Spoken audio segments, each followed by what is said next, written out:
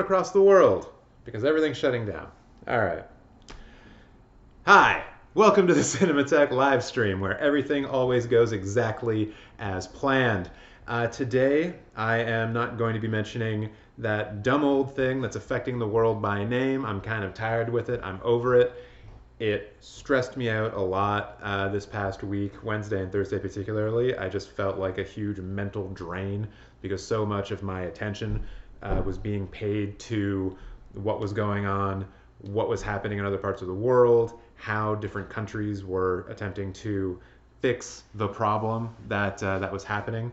And come Friday, got some good news. I'm personally going to be able to work from home from my job, so that took a lot of the stress out of my life, a lot of the stress that I was feeling, and so I'm happy about that. So I want to talk about what's going on in the world in relation to film news, but I also just don't want to focus on literally every single thing that has been canceled or postponed because of what's happening in the world right now, because it's extraordinarily negative, and I feel like there's a lot of negativity already floating around, a lot of people worrying, a lot of people bulk buying and things like this. And I think I would rather just focus on how the industry is starting to slowly change in response to what's going on. So I want to talk more about the evolution that the film industry is going through as opposed to talking about every single thing that has been canceled, because that would just be a gigantic list. If I was to go through every single film festival and tell you that it's been canceled, we would be here for a long time, and I would probably just have to keep updating and checking on a lot of different stuff to see if like that stuff had changed. And I just don't want to do that. I'm pretty sure you guys don't want to spend your time here as well talking about that stuff either, because whatever. Like, it's not whatever. It's big. It's a big deal, especially for the people who are involved in it, who are planning to do it. I think I might have mentioned this before to you guys, but I kind of wanted to get a press pass for Tribeca, but now that's not something I can actually do because the festival has been postponed. Um, and yeah, let's just avoid that. So, as always, would love to get your opinions, your thoughts on everything that I'm talking about. So please get into the chat or comment down below if you're watching this video after the live stream has ended. And if you're in the chat right now, let me know if there's any news stories that you'd like for me to talk about or to address. If there's specific things that have been canceled or postponed that you want to discuss, by all means, put it in the chat. I'm just not going to include stories like that in this first little bit. Also want to go back to the very first comment in this chat, which was Dory, who was checking in, saying that he wouldn't be able to join the live stream this week because he is at a film screening. So, Dory, I hope you're watching this in the future. I hope you are enjoying watching, I think it was King Kong or Godzilla from 1933 that you were saying. So that would be King Kong. Yeah, of course it would be King Kong. I hope you're enjoying the screening. If it's a new restoration, let me know in the comments below how it looked. Because King Kong is one of those ones that was saved, it was preserved, but it wasn't always presented in its best way. So I'd love to know how it looked and how the experience was. So yeah, thank you, Dory, for checking in. And it's too bad we're not going to have you in the chat, but hopefully you'll be in the comments later. So, let's get this going. And there are a few things that I'm going to be talking about that I don't really have articles for. Hopefully, I'm going to be able to remember them. But yeah, so what we're going to do is just talk about the ways in which certain festivals are starting to adapt to the corona. Oh, I don't want to say the name. How certain festivals are adapting in the world that we now find ourselves in. First of all, though, I do want to give a shout out to Tom Hanks and Rita Wilson. They were the first celebrities that I can think of that actually got affected by that word, the C word, maybe is what we call it. They're down in Australia. They're shooting some kind of movie. I forget what it is, and they both have it. They both have the C word. It just sounds funny now that I'm calling it that. So I wish them well. I wish them plenty of health and a quick recovery. And yeah, I think they posted a video today to Instagram. It was like a piece of toast with Vegemite spread all over it. So I guess they're fine. That's how you say that you're fine in Australian on Instagram. So yeah, hopefully, Mr. Hanks and Miss Wilson, you're all right. You're all right. So now, talking about film festivals. Oh, Nick Smith is here. Nick, okay, I included the Tom Hanks one because I wanted you to know that Tom Hanks is doing okay. I know that you specifically want to make sure that Nick is, or that Tom Hanks is doing all right. So I'm glad that you're here, and I'm glad that I was able to share that with you. Um, so going on um, to the film festivals that I wanted to talk about and how they're starting to adapt. Um, CPH Docs, which is a documentary film festival that takes place in Copenhagen, is a very well respected documentary film festival, probably one of the top three doc film festivals in the world, aside from maybe Doc Lipsig and Hot Docs. I think are those the big ones? Hot Docs for sure is the number one in the world. CPH Docs, and maybe it's Doc Lipsig, but I might be confusing that one. But yeah, they are one of the preeminent documentary film festivals in the world, and they have been forced to not have the film festival traditionally, as so many other film festivals have. But the approach that they're taking is kind of an interesting one. They have decided that they are still going to have the films go through the jury process, and they are still going to announce award winners once all of those juries come to a decision as to who should win. There's a couple of ways that we can approach this. First of all is I'm happy that they're actually going through with this process. It allows us to still have this kind of sense of normality in that we're still getting results from film festivals. We're still being told, or at least being given indications as to what are the docs to watch, what we must see, and what we should be looking forward to. And it still gives those filmmakers a platform in order for them to build out momentum for a potential release. And I think in this particular case, there's a lot of good that can come out of this, because especially with documentaries and the amount of documentaries that get made and released every year, the more of a profile you can get your film, the better off you're going to be in release. Especially now that we're looking ostensibly at a world where digital releases direct to the consumers on TVs and streaming services are going to become more and more the norm now, because people are just not going to be going to movie theaters as often. So for the filmmakers, this is great news. And I feel like, yeah, so I feel like that's good. The flip side of that is that I wonder if there are some filmmakers out there who are going to say, we appreciate that you still want this film to go through the jury process, but if we do that, then the film will have had its quote unquote premiere in order to go through that process, in which case they are losing out on something because they weren't actually able to have their film premiere. Instead of getting audience reactions and getting people building up hype that way, they are relying, or the filmmakers solely have to rely on reviews, and that's it. So as a filmmaker, I wonder if that is a trade-off that you're okay with. I think when we're talking about documentaries, maybe because their profiles tend to be lower than narrative films anyway, it's an easier pill to swallow.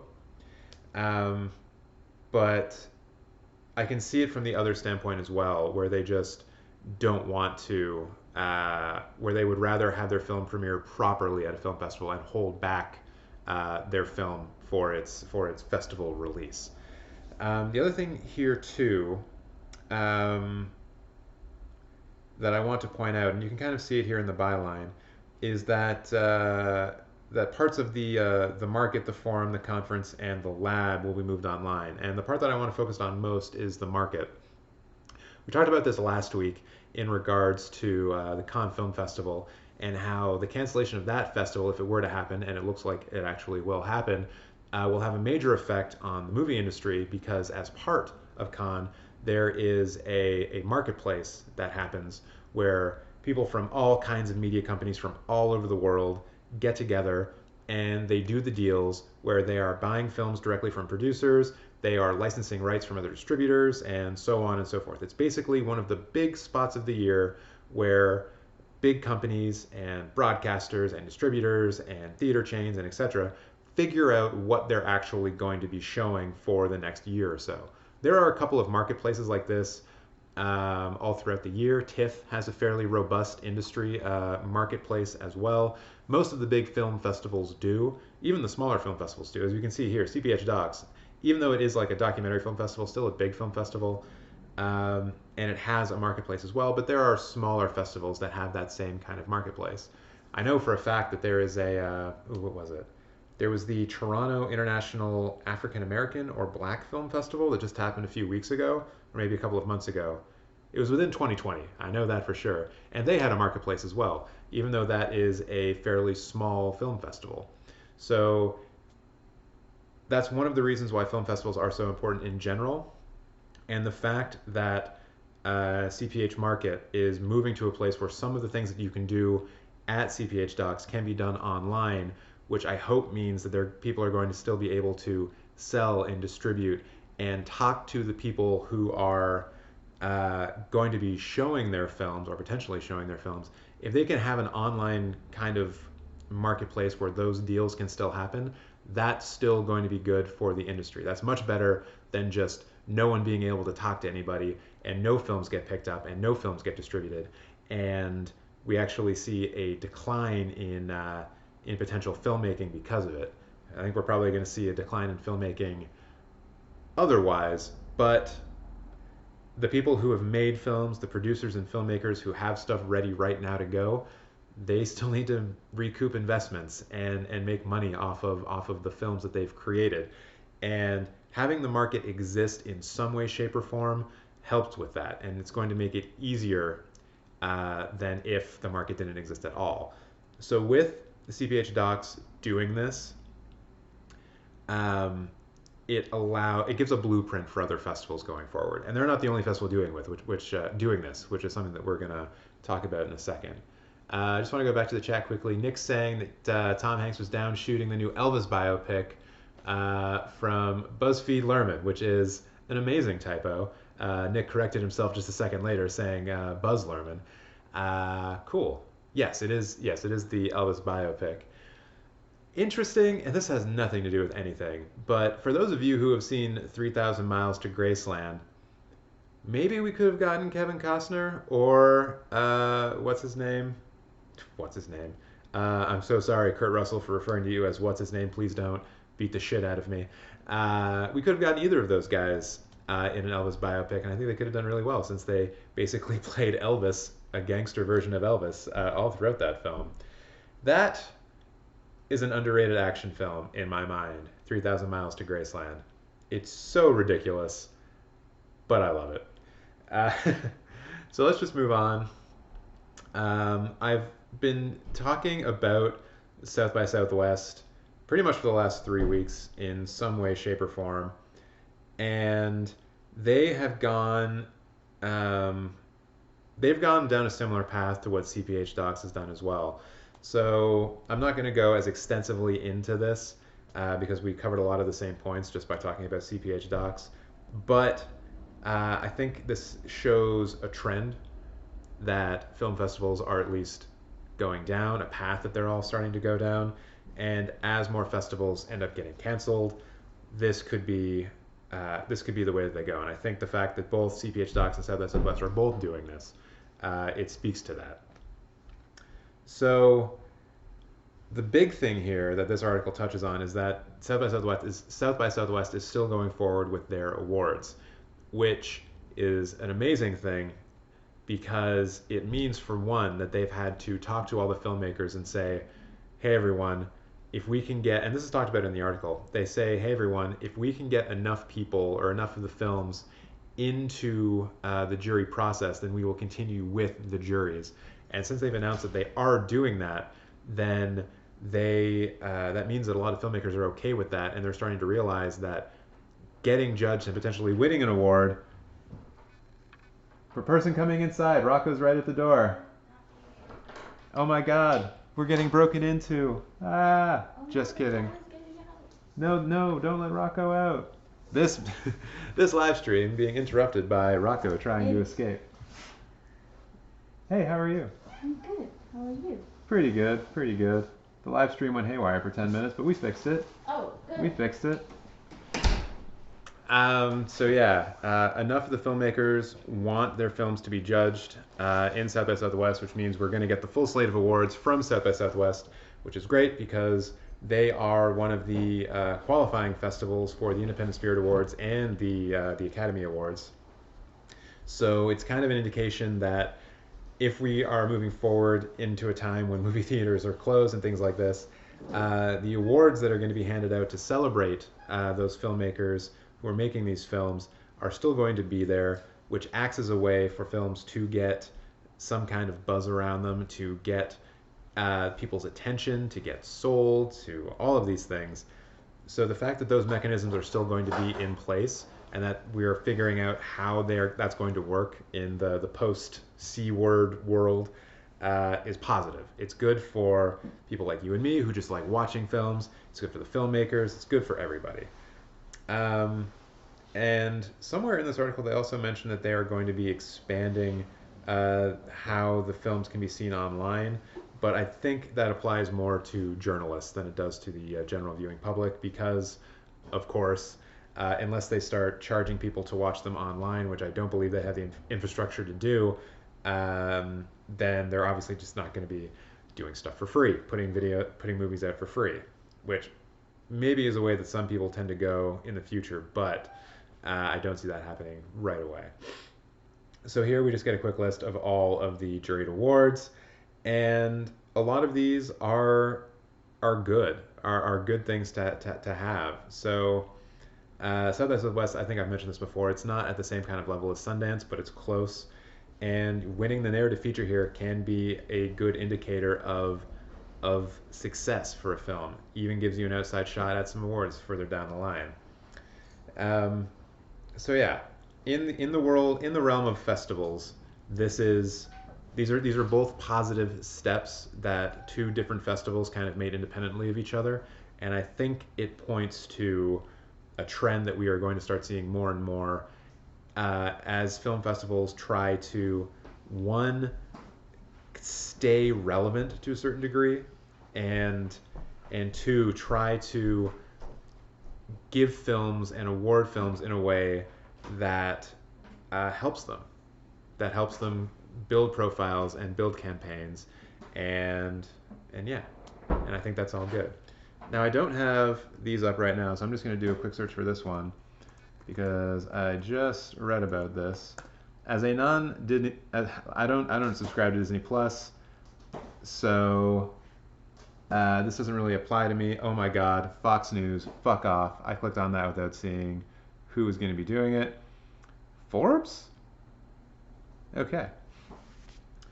So Forbes here is painting this in a way that I wouldn't necessarily, but in regards to talking about how the film industry is going to be changing, I think this also offers an interesting look into practices that we are going to see more and more. So this article talking about how Disney has released Frozen 2 and Star Wars: The Rise of Skywalker to Disney Plus months before they were expected to do so, and a lot of that it has to do with the C word. They know that people are looking for ways of watching films and enjoying films that can be done inside their own home, inside the safety of their own viewing spaces. And one of the ways of doing that, of building your profile, is to sort of capture the headlines while it's hot, let's say, while we're at a quote unquote fever pitch of wanting to see content and wanting to be at home and be safe. And doing this just allows Disney to say, hey, look, we've got stuff for you. Please come see it on this platform. Um, Eventually, things like this are not going to be tenable anymore, largely because they're going to run out of films to release early. Um, I did mention at the start of this that I didn't want to talk about all of the films that have been postponed or canceled, but one of the realities of what's going on that we have to acknowledge is that if if production on everything is shut down, then at some point there won't be anything new to be released early. So this is more of a short-term play by Disney.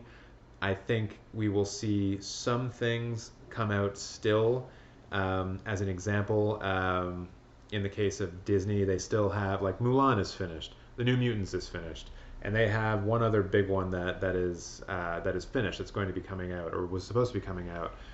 And if we get to the place where this is an extended crises, where theaters are shut down and oh, Antlers, thank you, Brent. I really wanted to see Antlers. God, I wanted to see that movie. So Antlers, as an example, well, I mean, that's not going to come out on Disney Plus. There's no way they put that on Disney Plus. That's probably going to go to Hulu or something like that. Maybe Netflix in other parts of the world. Um, but I feel like a film of that size, it makes sense for it to go to directly to a streaming service without getting the theatrical release. I feel like Mulan is going to be held on to be released theatrically, whether that's this year or next year, who knows. I think that the postponement of Fast and Furious 9 till 2021 sets an interesting precedent for everyone else. So, especially if you're trying to go day and date worldwide, which Mulan definitely wants to do, I think it makes a lot of sense for Disney to eventually postpone it to 2021. But it seems like they're holding off on it for a little, holding off on that announcement for a little while. And if it turns out that we're told that we are forever not going to be allowed to go outside, then yeah, eventually this is going to turn into a competition between all the different streaming services as to who can offer you the best new stuff. And largely, that is going to mean Disney just finally saying, like, you know what we have that those guys don't?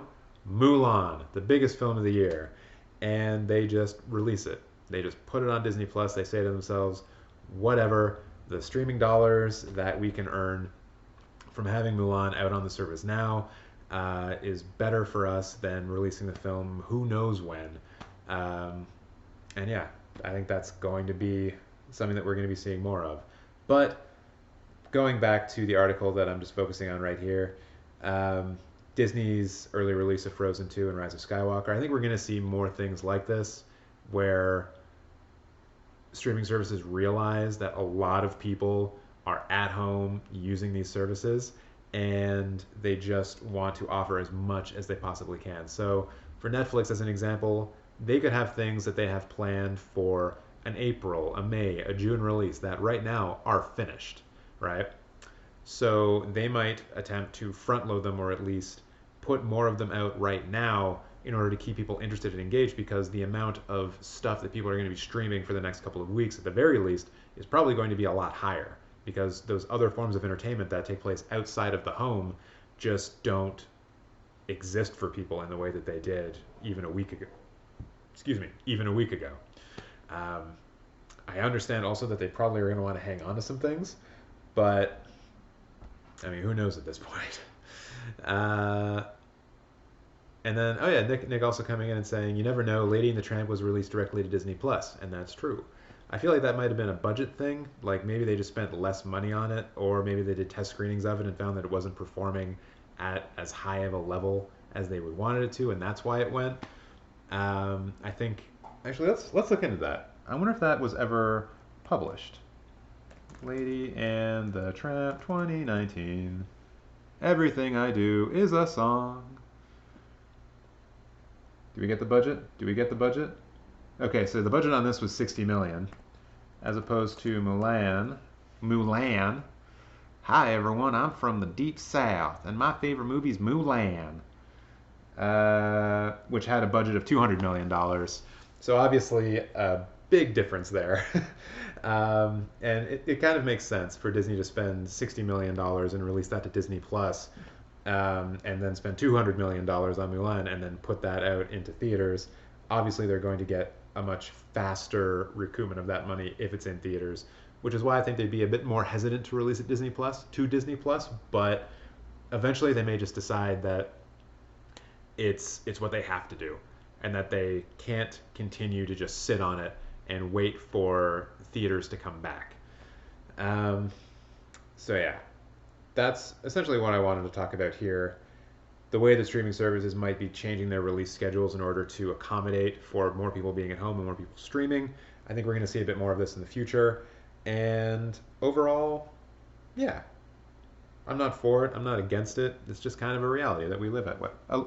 A reality that we have to live with right now. Speaking of reality, there's one other thing I wanted to bring up. Oh, Brent just chiming in here before we move on from Mulan, saying, "Damn, Jet Li is in Mulan too. I knew Donnie Yen was in it. Nice." Yeah, when I was just opening that little tab to look at the Mulan budget, yeah, I saw Jet Li's name as well, and I was like, oh, in my head, I was like, "Oh shit, he's in that movie." I had no idea. Like he's been in none of the trailers from what I can remember, unless he's like a secret cameo or something like that. Just imagine if like Jackie Chan was somewhere in that movie too. Like they just get everyone that they possibly can. Nick asking, was Dumbo released theatrically? Yes, it was. I believe the budget for that one was in like the 140, $150 million range. And I think they made it back, but I also know it didn't perform terribly well at the box office. And I think we talked about it in the chat of a live stream previously. Um, just about how it didn't perform as well as say The Lion King did because it's millennials showing up at the theater like trying to like recapture something from their youth, and Dumbo is was obviously released in like 1940, so the that same kind of connection that people of my generation have to it is less than the films from the 40s, which is something that I didn't really want to concede, but it is a good point. So yeah, one last thing I want to touch on, and this is going to be very specific to depending on where you are in the world and what you have available to you. Um, Something that is going to change as we continue on into the post C word world that we're living in is, and we've touched on this a little bit, is the fact that theaters are going to be changing how they exhibit films. Because of the rampant way that governments and that people are reacting to the current outbreak that is happening, we're seeing policies change on a day by day basis, and that is especially true when it comes to movie theaters. So I've received a couple of different emails from companies like Cineplex and from TIFF about how they are changing their theater going experiences. The Cineplex one was probably the most hilarious because in their initial email that they sent out to, I believe, scene members, just people who are on their newsletter list, like I'm not special in that regard. I'm sure everyone who's ever gone to a movie at Cineplex in Canada got this same email. They assured everyone in those emails that they use industrial strength cleaners and that they are definitely going to be cleaning those places where people tend to use their hands a lot in the theaters. And when I read that, I'm like, yeah, great. Like, good for you. Thank you for wiping down the mustard dispenser. Um, but it doesn't, it doesn't help when we're talking about someone potentially coughing on the seat in front of them, and then the virus lives on that seat for a couple of days. And if you're not like deep cleaning the seats like after every single screening, which I know they're not doing, then it doesn't matter how much you wipe down the mustard dispenser. You're still creating an environment where lots of people are going to be in a tight space, and not everyone's just going to be like pawing at the ground. There's places where this virus can live all over those theaters. The handrails, the seats themselves, the armrests on the seats. Even putting your popcorn on the ground and then putting it back up and holding it by the bottom, like that's a problem too. And so from that, Cineplex then went on to say, okay, we're still going to do all of that. We're still going to use our industrial strength cleaners on all of those high traffic areas, but we're also going to start selling limited amounts of tickets for theaters. And this is coming in response to some districts, some jurisdictions saying that, like, okay, we're limiting the amount of people allowed in a single gathering to 500 people or 250 people or 100 people or even 5 people. One country did that just the other day where they limited gatherings to 5 people. And so what Cineplex is going to be doing is not allowing any more than 100 seats be sold in a particular theater, and probably less than that for other screenings. I believe they're cutting the capacity of their theaters in half, I think, or maybe to a third. And they are probably going to continue to do that until that public gathering threshold is so low that they just can't afford to keep running. They can't afford to keep distributing and showing the films. Um, and TIFF actually tried to do something very similar to this, where they came out and said, "Look, we're still open and we're cleaning everything, and we are committed to your health."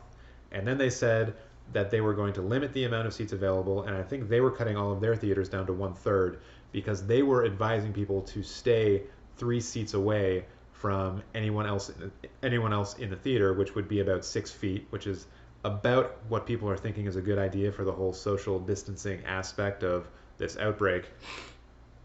And then eventually TIFF, like even I think the news came down yesterday or maybe on Friday that they're just closing. They're closing for an entire month.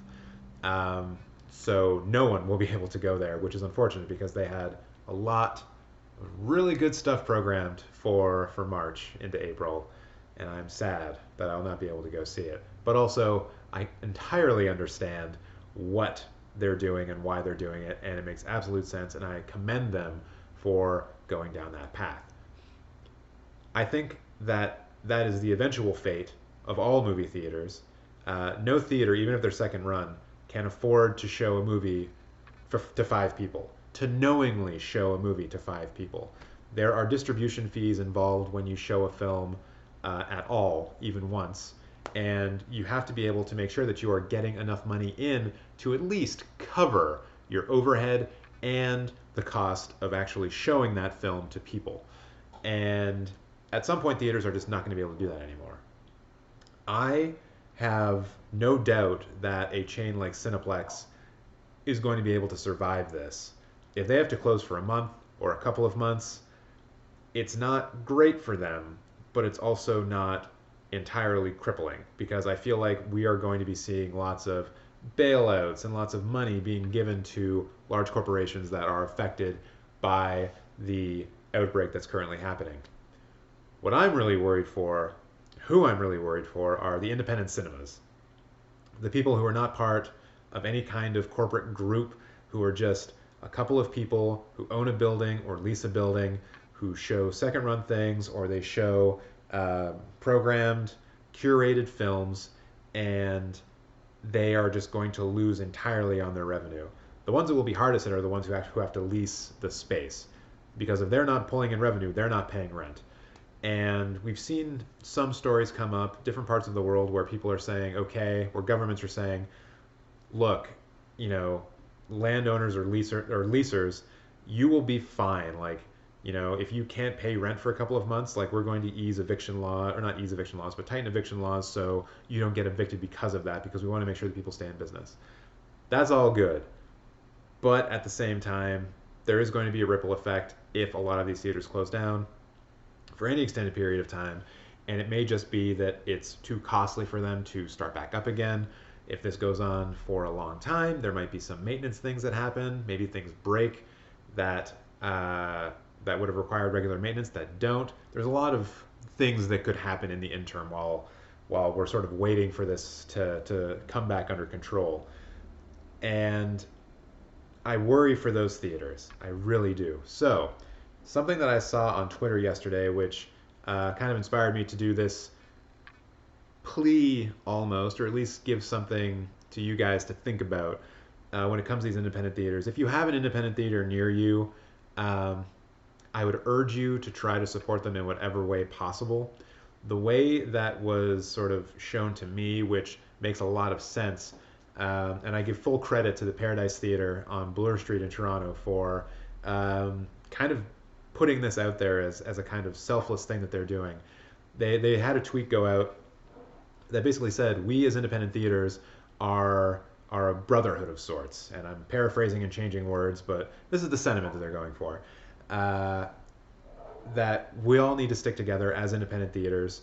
So they basically gave out the Twitter handles of all the independent theaters in Toronto that have memberships and urged people to go and buy memberships to these independent theaters because that is a way that they can generate revenue for themselves even if they're not showing films. It's something that will allow them to keep the business going and to get them through this time when they are potentially not able to show films or have to bring in or have to limit the amount of people who can actually come into the theater to see a film. So in Toronto, that's the Review Theater in Roncesvalles. That is the Fox Theater in Leslieville, or no, not Leslieville, in the Beaches. That is TIFF itself downtown. There's the Regent up north at Yonge and Eglinton-ish area, or Mount Pleasant-ish. There's another theater up in that area that I believe also has memberships. The Paradise itself has memberships. And in a lot of cases, it's not a lot of money. Like I know for a fact, the Fox Theater in the Beaches in Toronto, their yearly membership is like $10. And I know that doesn't sound like a lot of money, but if an entire community got behind a business like that and just donated like $10, if you have that to spare, that can really help. And to me, and I know I'm extraordinarily biased in this, but we've already lost so many independent theaters over the last 30, 40 years, from the expansion of multiplexes to rents getting really, really high, to people wanting to stream more and not go to theaters as often. And there's a lot at stake when it comes to the current outbreak as it is right now. And obviously, we have to focus on doing the things that will limit the damage of it the most. And that said, I just don't want to come out of this with all of the independent theaters just gone, because we lose such an important way for people to express themselves with curating films. We lose avenues of exhibition for smaller films that are fantastic that might not otherwise get distribution at all. We lose parts of our community if these things close, if these theaters close. And I just desperately don't want to see that happen. Uh, I love going to the theaters so much, and I want those experiences to remain and to exist. So if you have an independent theater near you, I urge you to support them if you are able to. If you don't have an independent theater near you, maybe think about adopting one. Um, think about a city that you really like, or some place that you've traveled, and just check and see if there are any independent theaters there that have memberships, that have ways of supporting them. Maybe there's an Indiegogo campaign that's going to be run somewhere, and think about contributing a couple of dollars to that. Um, there's going to be a lot of people asking for this kind of help and assistance in the next few months, I'm sure. And if you're like me and you put an enormous amount of value on film exhibition, especially independent film exhibition, I strongly urge you to consider helping out a local theater if you're able to. So I think that's about as much of a plea as I can go with. I'll just go back to the chat quickly here. Um, Brent's saying that Dumbo had a $170 million budget. Yeah, so that's actually definitely why it goes to theaters. And Brent also saying that he was thinking of seeing Sonic tonight, but will probably pass. I'm in a similar boat to you. Uzge and I were thinking of going to the AGO on Thursday for members night, but we decided not to go. And then the next day, the AGO closed, and they're going to be closed for I believe a month, but potentially further on than that. And yeah, I think Brent, I think what you're doing by not going to see Sonic is the right thing to do. You know, the way that we're going to beat this is by just limiting our interactions with the outside world. It's weird. It's a weird adjustment to make, and it's a weird, different, wild new mindset to get into. But it's something that we're all going to have to do, while also making sure that we're taking care of our own mental health, that we're getting outdoors, we are socializing with people as much as we feel it's safe, but also keeping it real restricted in my mind. So, do be comfortable with whatever you're doing, but also think about how close you're going to be to people, how much you're going to be interacting with other people, and, wash your hands. Bring hand sanitizer with you if you're one of the lucky people who was actually able to buy it before it went off the shelves. Keep your hands away from your face. Do these things. Keep an eye on your mental health. Do everything that you need to do to stay healthy. And yeah, hopefully we'll all come out of this at the end being able to go see Sonic in theaters. Because I want to see that movie. I do want to see that movie. Yeah. And then going back to the chat, Nick asking, do I think that this will affect the Royal on Bloor? Yeah. Yeah, this is going to affect the Royal as well. Um, the Royal does have memberships as well, now that I think about it. They are a slightly different beast because they very rarely do these days second run films. They have turned themselves almost entirely into a rep cinema where all of their programming is curated. So I think even now it's gotten to the point where they have two or three per week, or at least this is what they were doing. I haven't read anything in particular about how they are approaching film exhibition now. I know that they had I think it was a section or a selection from their Ladies of Burlesque screening series that ran on Thursday or Friday. Um, yeah, I haven't checked in with them since then. But yeah, this is something that will affect them as well, without a doubt. I would love to say that it's something that maybe doesn't affect them as much as other theaters because they have another way of making money. It's not something that I think is very well known about the Royal, but they actually have a in-house color correction system and I don't want to say video processing, but basically all the stuff you need to do to a film to finish it, like to basically do the color correction and do the audio mixing, they have a setup where you can do that in the theater itself. So you can see what the film looks like as it's being projected. So you know that if you change a color in a certain way, you're able to see how that effect happens on a screen as opposed to, or sorry, on a projected screen, as opposed to looking to it on a reference monitor in, a studio in a basement somewhere. And then you can also mix the audio there, do your final mastering, so you know like where certain sounds are coming from in a larger room that you might not be able to get if once again you're doing a mixing in a professional studio somewhere else. So that's another avenue of revenue that the Bloor had, or that the Royal had available to them. That now that now that like a lot of in production TV shows and films are now suspending production, that I think that source of revenue for them is going to be gone as well. So they are another theater that is going to require people's support to get through this time. And yeah, I know this is probably true of a lot of different like larger cities, but especially in Toronto, we are getting to the point where things are so expensive, and if these different theaters are being, um, if they're leases, then yeah, I really fear that they could be pushed out, or a developer might come in and say, "Hey, that's a nice building you got there. It'd be a shame if it turned into a condo. Actually, it's not a shame. Here's a bunch of money. We're going to turn you into a condo now." And yeah, as much as we need more housing in Toronto, we don't need our theaters to go away in order for that to be built. So that's kind of all I wanted to talk about today. Brent and Nick, if you guys are still hanging out, if you're still here, if there's any news stories that came up over the last week that you'd like to discuss, put them in the chat right now. I can look them up. I can bring them up on this screen. Otherwise, probably going to call it a day and go on with my life. I guess maybe something we should start doing when we're having these conversations is like maybe recommending films for us to watch. Something that I've actually played with or toyed with as something that potentially we could do. Oh, and Brent, like, don't worry. Like, if it's a C word related news story, like, put it in there. We can still talk about it. I think it's still good to talk about. I just didn't want to focus on it for the whole thing, or at least I didn't want to focus on how. I didn't want to focus on the the cancellations. I didn't want to focus on the negative aspects on it. I just wanted to focus more on how the industry is shifting in response. But if there's something that was canceled that you want to talk about, let's talk about it. I'm cool with that.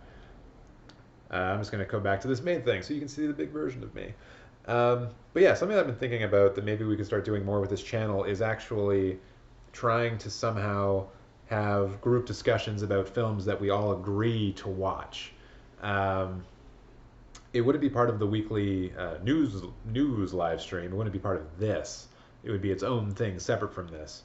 But I'm still trying to figure out a way of how to actually organize that because basically all of the interaction that we have is on chat right now, and that's not really the best way of polling people to a movie that we should all watch. And it sort of limits it to what we decide on right here.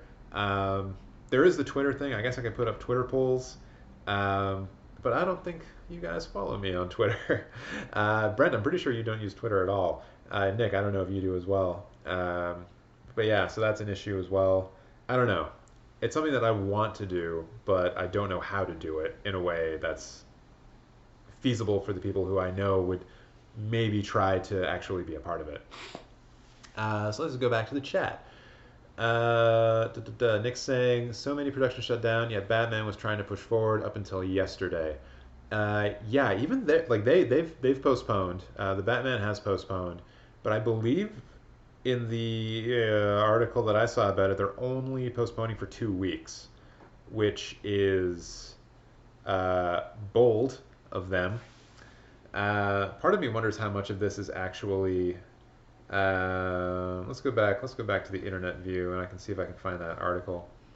How much of the announcements that say they're only shutting down for 2 weeks has to do with, you know, deposits on locations, and if they postpone something too early and they lose a deposit, then they can't get that money back. But if they don't postpone immediately, then maybe they can still keep a venue.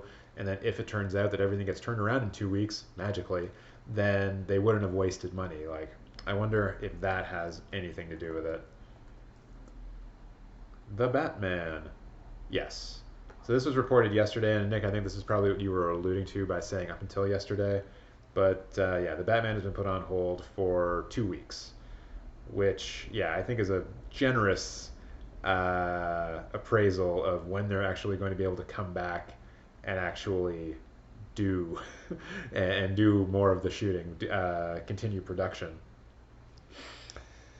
And yeah, the just important to note down here, just as a way of sort of highlighting or underlining the scope of this, that the fact that Universal, Disney, Sony, and Paramount have all stopped their active feature shoots out of safety during the coronavirus outbreak. In the case of Disney, that also includes things like WandaVision and their other Marvel properties that are coming out as well. Um, and I know it doesn't really have anything to do with film, but it does speak to this as well.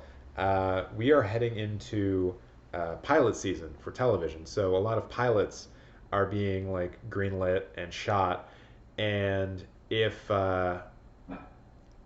those are not good, or if those don't exist, then there will not be new shows coming out when the TV season picks back up again in the fall.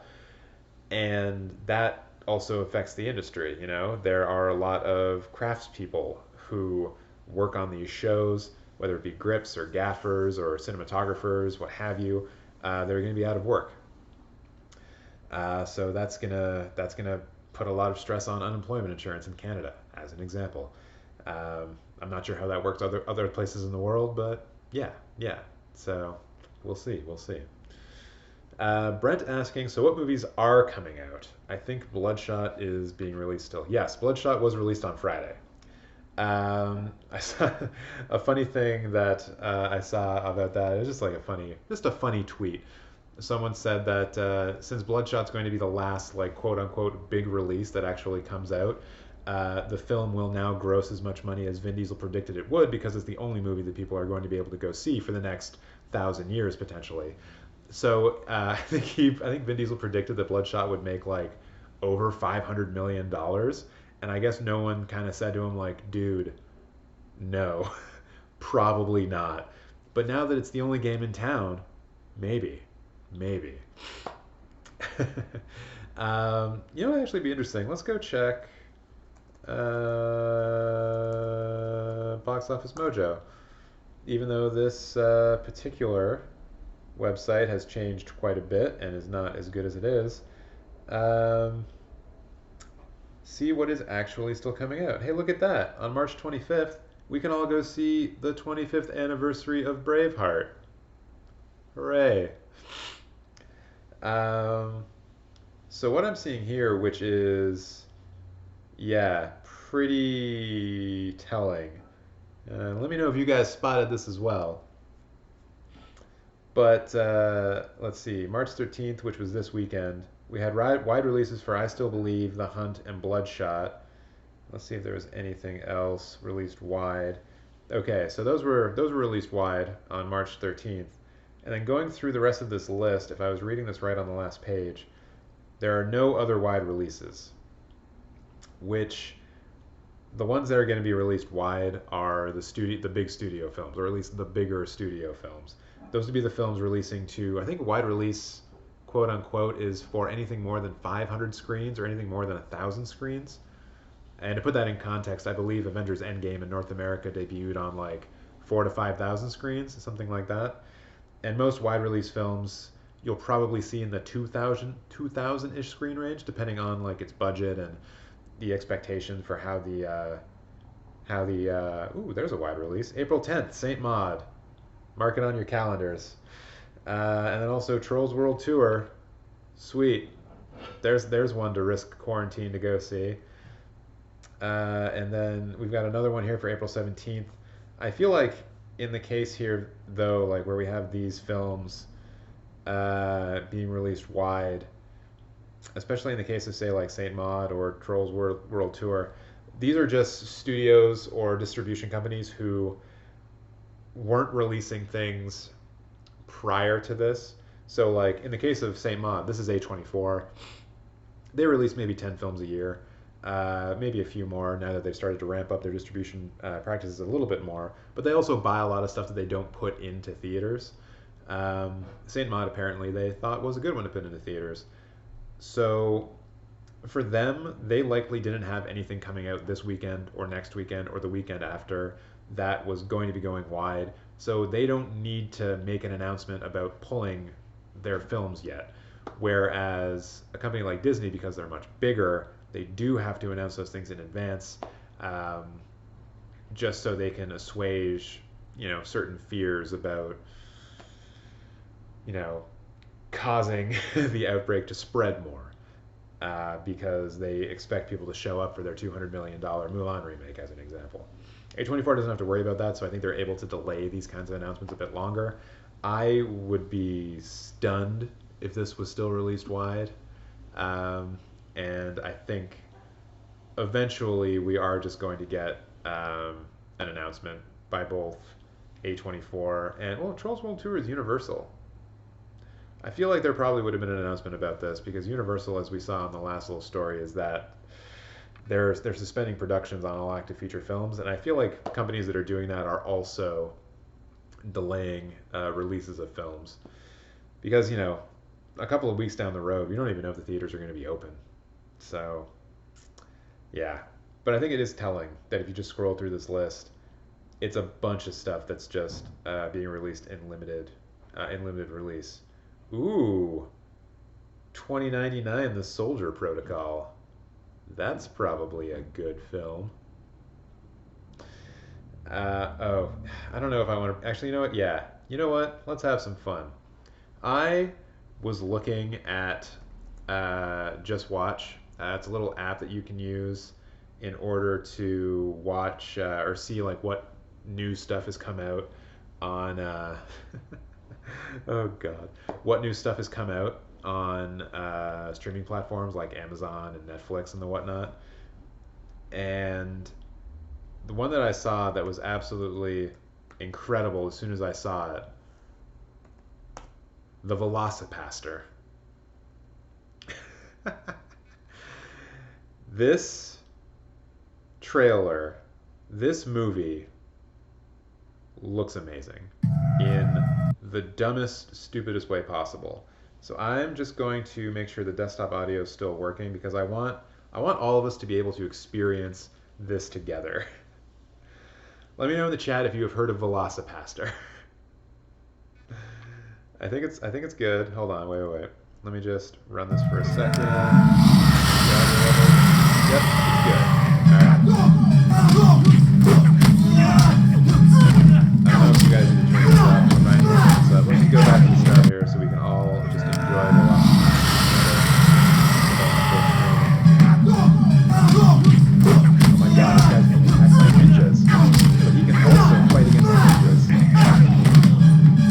is this Where's man? the just coming from? They followed me home. The Velocipasta. Oh, he's the troubled priest. Velocipaster. How long has it been since your last confession? Oh, it's been about 2 years. I do drugs, sell Ooh, drugs, you can't just smoke weed in a confession. murder booth, people. man. Oh my god! There's a Velociraptor in that confessional booth. What's going on? My beautiful girl with a dark past.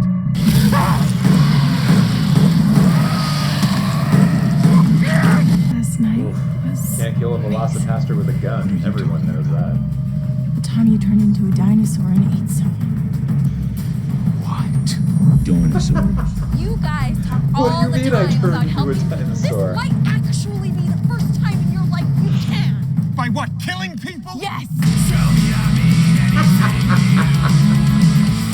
Oh my god. Why does he have a sword if he can turn into a Velociraptor?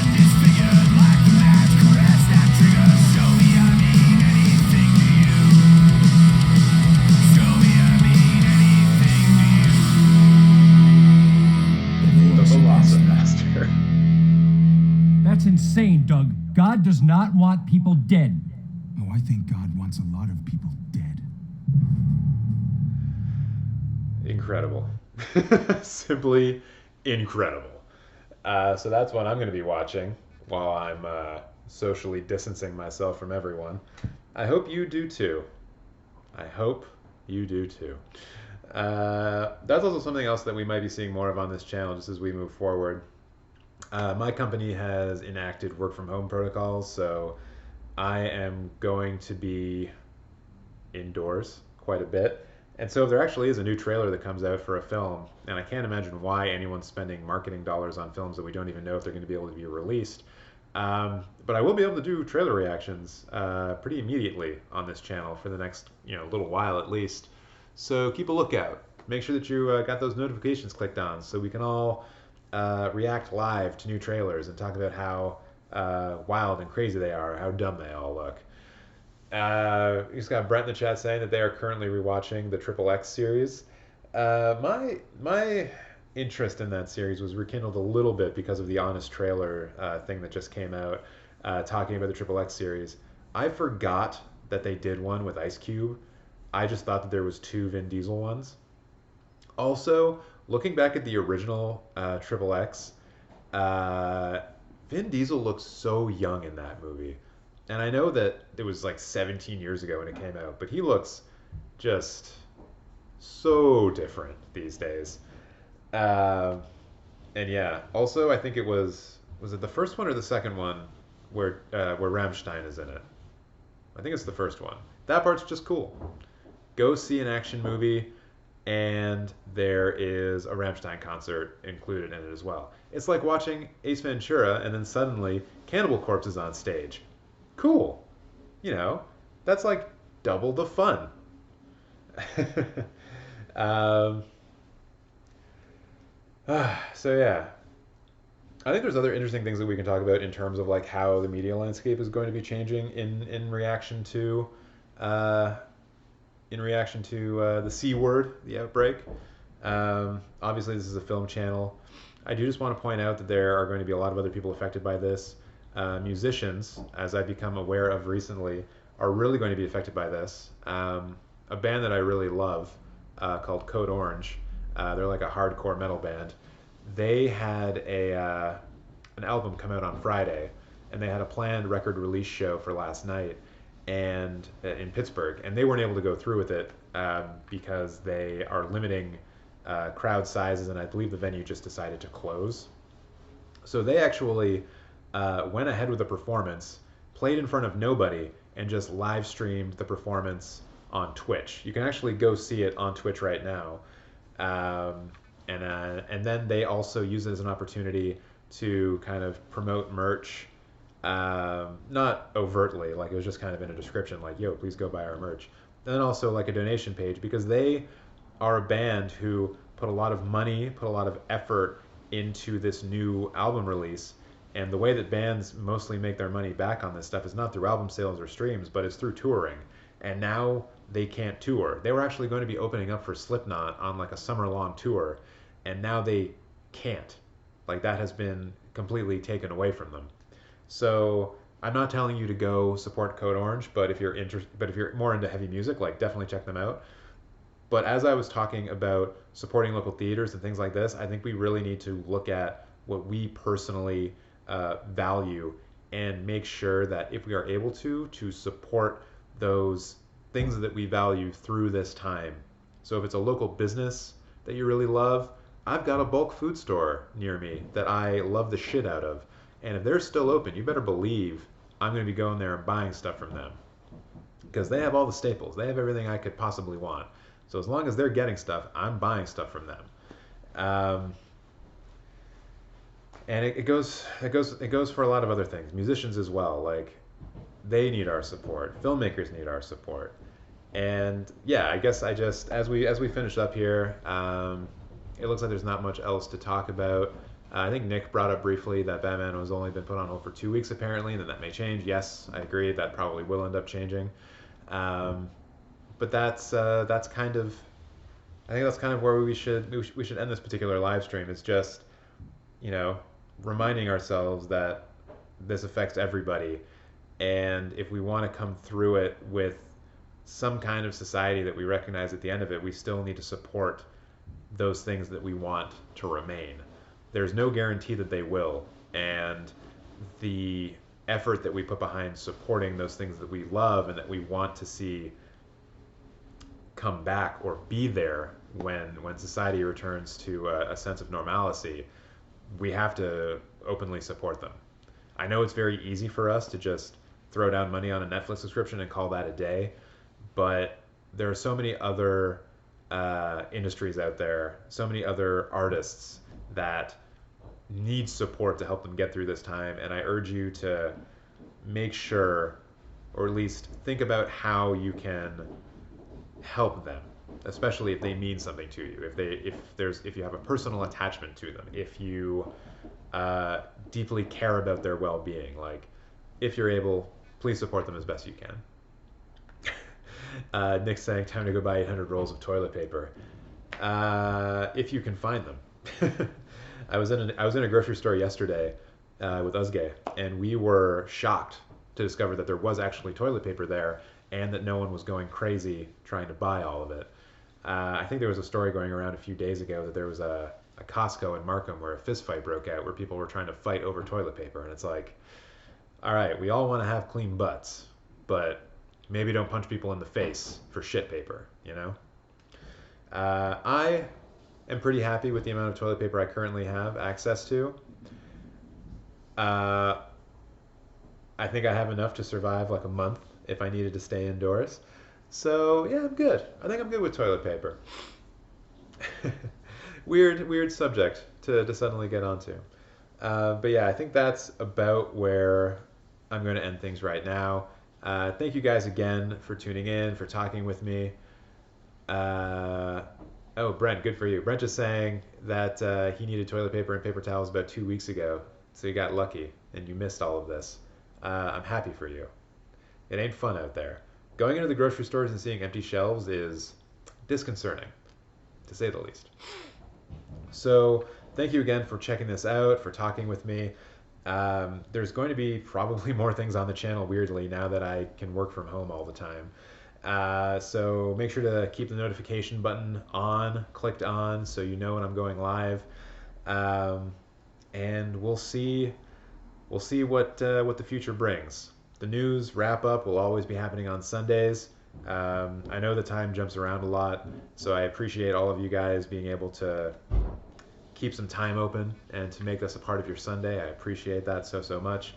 And yeah, let's continue to talk about how maybe we can do some more interactive stuff on this channel. Like, actually, we can't watch a film all together unless we do some kind of Netflix thing where we sync up a whatever, but maybe a movie club is how we go about it, where I'm just like, yo, everyone watch this movie, or we all decide on a movie to watch and then we talk about it on a live stream like this.